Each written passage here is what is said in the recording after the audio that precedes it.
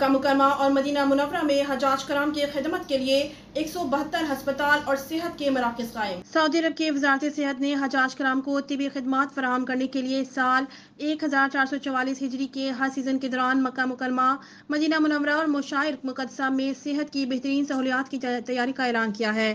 وزارت صحت نے واضح کیا کہ حجاج کرام کو 14 فضائی، زمینی اور سمندری راستوں سے صحت کی خدمات فراہم کرنے کے لیے تیاریاں کی گئی ہیں۔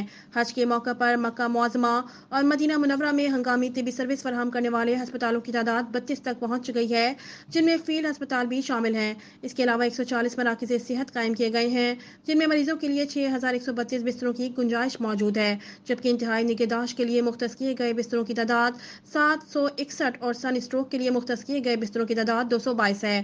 وزارت صحت نے بتایا کہ دوسرا ہر سیزن ہے جس میں مریض عازمین کو ورچوئل ہسپتال کے ذریعے اپنی خدمات فراہم کی جائیں گی۔ وزارت صحت نے مشاہد ٹرین اور حرمین شریفین میں میڈیکل پوائنٹس تیار کیے ہیں۔ موبائل میڈیکل گاڑیاں مقدس مقامات کے درمیان پیدل چلنے والوں کے ساتھ ساتھ چلیں گی۔ حرم مکی، مشر، منی اور جمعرات کے مقامات پر 16 ہنگامی طبی مراکز قائم ہیں اور 190 ایمبولینسز فراہم کی گئی ہیں۔